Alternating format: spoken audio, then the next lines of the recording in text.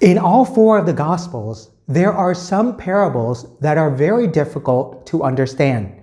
One of those parables is found in the Gospel of Matthew, chapter 16, verses 1 to 13. It is a parable of the dishonest steward. Now, according to this parable, there's a rich man who has a steward, and this steward is placed in charge of all of his properties. Now, according to the story, the steward squandered all of this rich man's property, and in time, this rich man is able to find out his dishonesty. And so this rich man calls the steward in and says, "Provide for me an accounting of your actions, because you can no longer be my steward."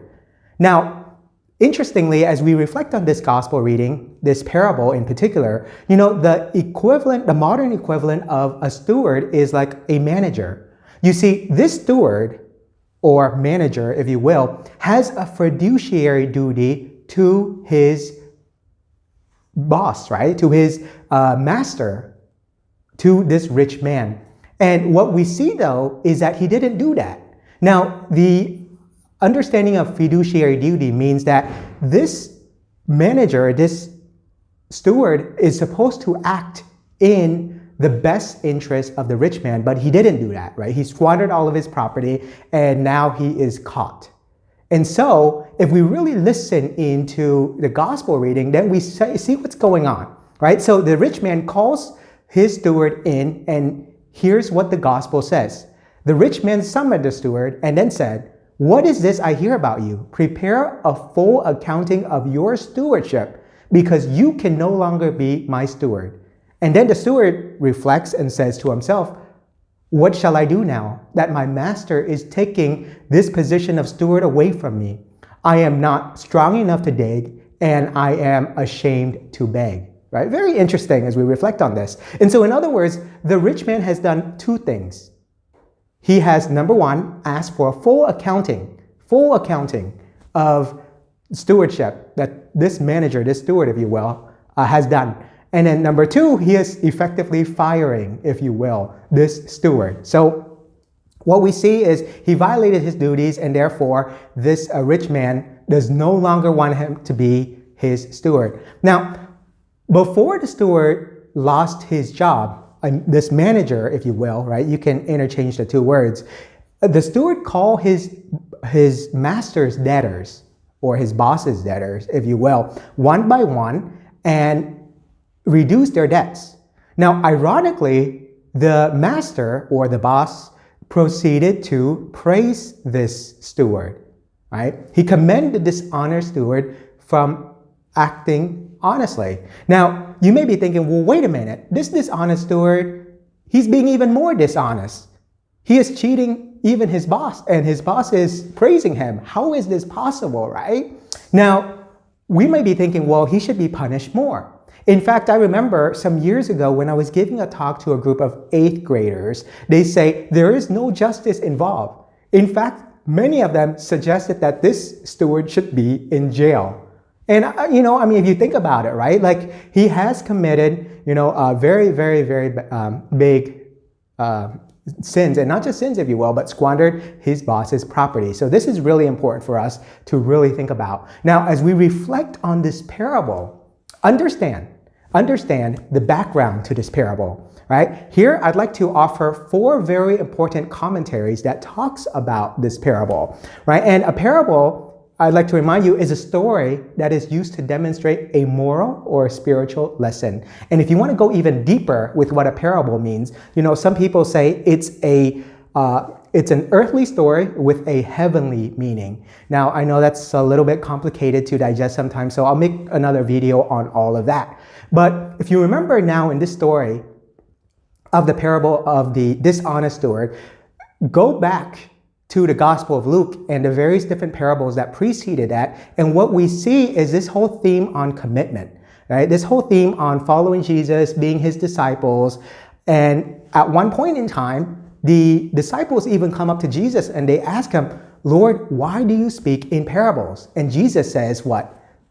"The truth of the kingdom of heaven has been heard by them, but they have not understood."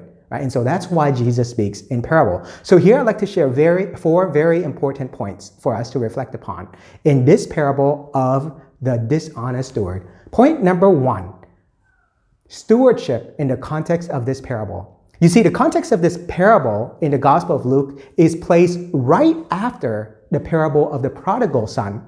And then you have this parable, and then the one right after that is the parable of the rich man and Lazarus. Now, I think there's a pattern here that you see. You see, in the parable of the prodigal son, you have the son squandering his property, right? His inheritance. He spent everything, but then his merciful father forgave him and restored him to being his son once again. Now, I made a video on this very parable. If you want to reflect more on the parable of the prodigal son, you may find it here on YouTube. Now, here you see God's mercy, love, and forgiveness, etc. Right? Then we have the parable of the dishonest steward. Right? And this dishonest steward squandered his master's wealth. So whereas the prodigal son squandered his father's wealth, you have the dishonest steward squandering his master's wealth. And then you have the rich man and Lazarus. Now, here's the interesting pattern. The rich man was given everything, right? He was given everything.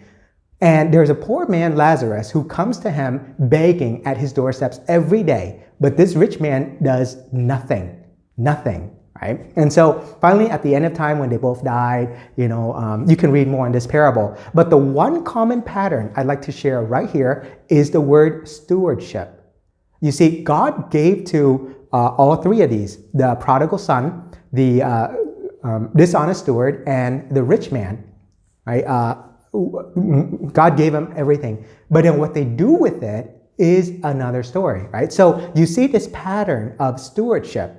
Now, interestingly enough, when we talk about stewardship, people think of the 3 T's, right? They think of time, talent, and treasure.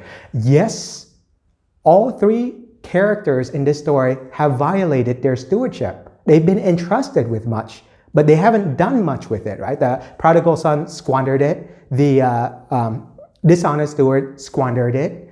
The rich man and Lazarus, the rich man basically squandered it in a life of luxury while forgetting everyone else. So that's the one common theme, and that's my first point here. Point number 2 is, as you notice in this parable, the master is actually praising this steward.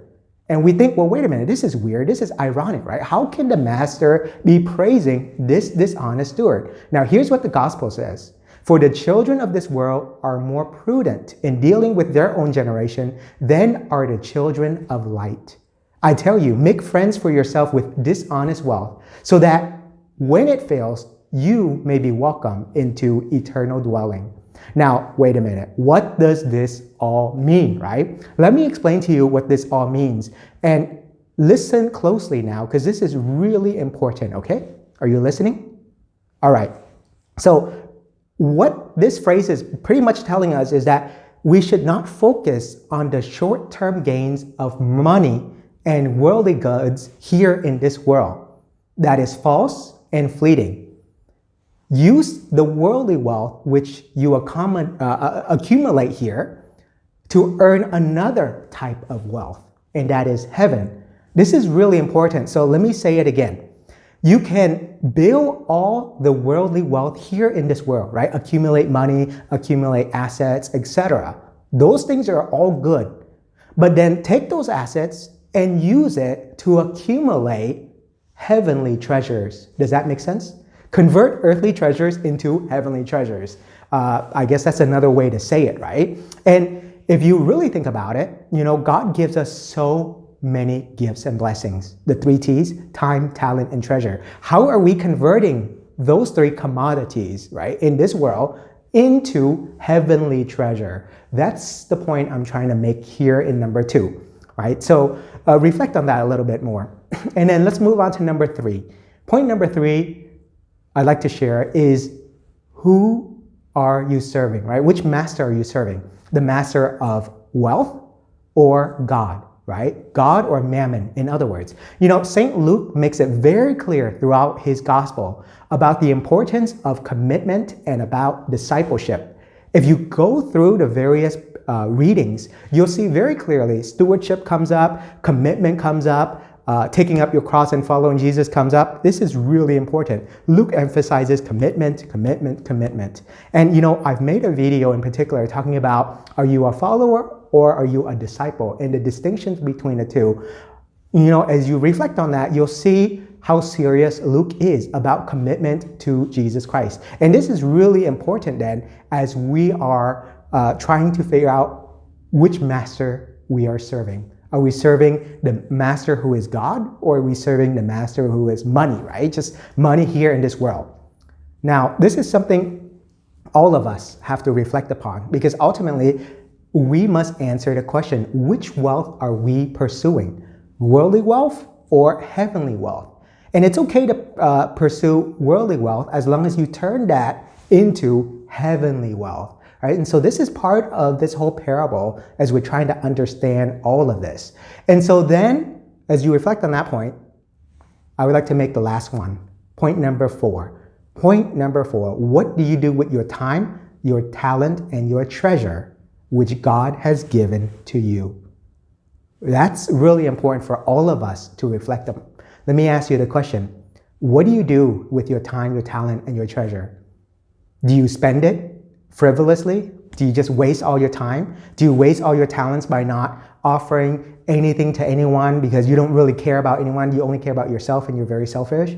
And then as far as money, you don't give anybody a penny, but you go and spend it on all the luxury items and all the goods that you want, like in the story of the rich man and Lazarus, for example.